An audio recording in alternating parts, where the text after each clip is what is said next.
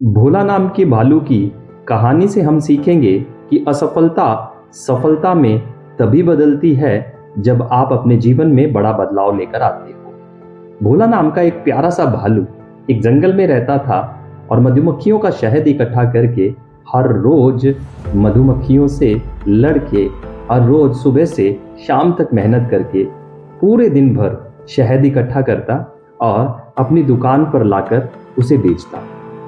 थोड़ा बहुत पैसा बनता, ज़्यादातर लोग उसके पास आते, उसे चिकनी चुपड़ी बातें करके उसका समय तो खराब करते ही करते, लेकिन साथ में गप्पे मारते मारते उसका मीठा, प्यारा और शुद्ध शहद बहाने से चखते रहते और टाइम पास करके उसका शहद खा करके चले जाते।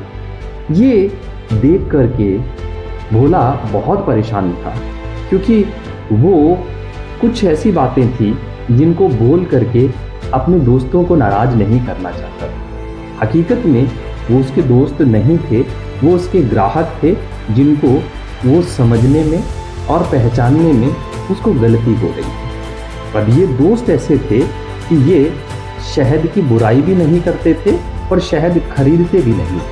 शहद की शुद्धता से उनको बहुत सुकून मिलता था, क्योंकि उनको पता था कि भोला कभी भी गलत चीज़ नहीं बेचेगा और गलत सेल नहीं लाएगा। लेकिन फिर भी वो लोग उसका फ़ायदा उठाते रहते, उसकी चुप्पी का फ़ायदा उठाकर ज़्यादा से ज़्यादा शहद मुफ्त में खाने की कोशिश करते। इससे हुआ क्या? इससे सबसे बड़ी समस्या ये हुई कि शहद तो ख़त्म हो जाता, लेकिन कमाई ना के बराबर होती। धीरे धीरे भोला बहुत उदास रहने लगा। उसके दोस्त जो उसके साथ दुश्मनी जैसा व्यवहार कर रहे थे, उसको वो समझ ही नहीं पा रहा था। अब ये दोस्त भी गलत नहीं थे, क्योंकि ये दोस्त जितने भी थे सब बेरोजगार थे। वो भी चाहते थे कि वो भोला को पे करें, लेकिन भोला के शहद को खरीदने के लिए उनके पास पैसे ही नहीं होते थे, तो वो कहाँ से खरीदें।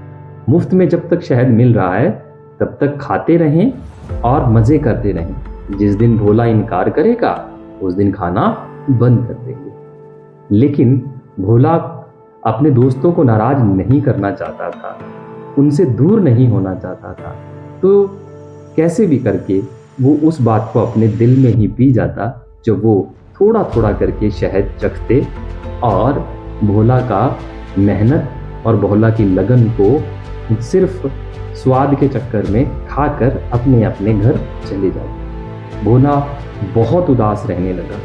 अब भोला का मन करने लगा कि अब काम ना किया जाए तो ज़्यादा बेहतर है, क्योंकि जब मुफ्तखोर दोस्त ही उसका शहद धीरे धीरे करके खा जाते हैं, कमाई कुछ होती नहीं है, घर में हर रोज़ झगड़ा होता है, बच्चे परेशान हैं, बीवी परेशान है, तो ऐसे काम का करना भी क्या है।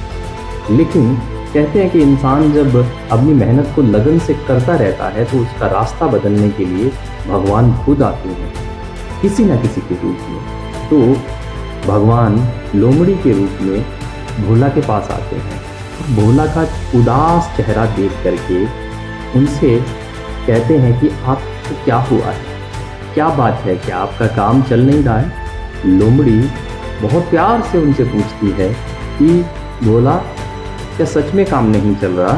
तो भोला प्यार से उसे कहता है, हाँ बिल्कुल, मैं बहुत मेहनत करता हूँ लेकिन कमा नहीं पाता हूँ, और जब कमा नहीं पाता हूँ तो हर रोज़ अपनी ज़रूरतों को पूरा करने के लिए हमें समझौते करने पड़ते हैं, उधार लेना पड़ता है और अपना जीवन यापन करने के लिए कर्ज उठाना पड़ता है। अब इस कर्ज के चक्कर में मैं इतना फंस गया हूँ, इतना परेशान हो गया हूँ कि चाह कर के भी मैं अपने व्यापार को, अपने बिजनेस को आगे नहीं लेकर जा पा रहा हूँ। दोस्तों, लोमड़ी ने बड़े प्यार से भोला के दिनचर्या को देखा और भोला को बताया कि तुम्हारी मेहनत में, तुम्हारी लगन में, तुम्हारे काम करने में कोई गड़बड़ नहीं है। गड़बड़ है तो सिर्फ सही ग्राहक तक ना पहुंच पाने की।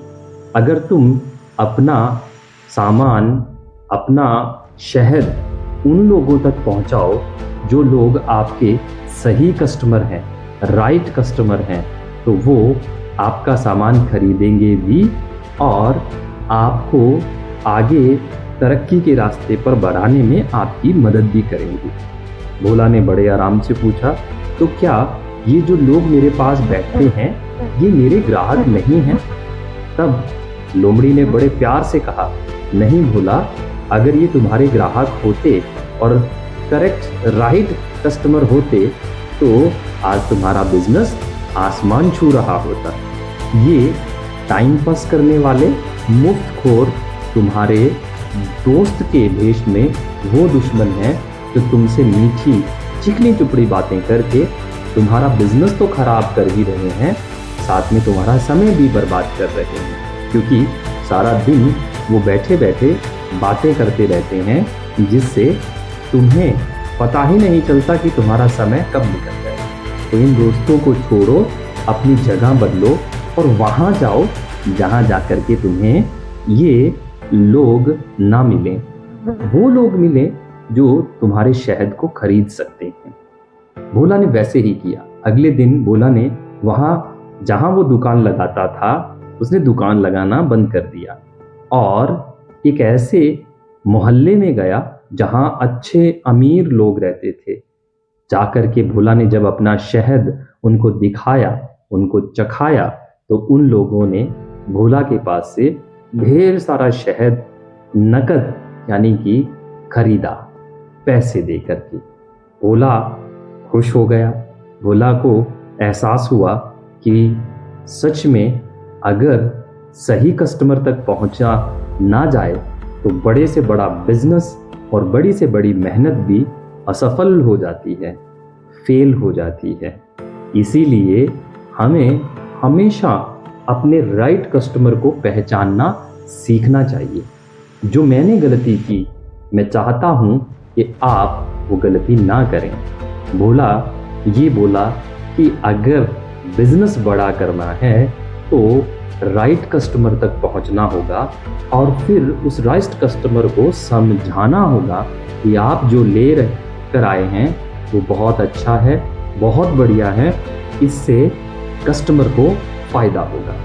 दोस्तों, समझने वाली बात यह है कि भोला ने सिर्फ दुकान का लोकेशन बदला और उसका जीवन खुशहाल हो गया।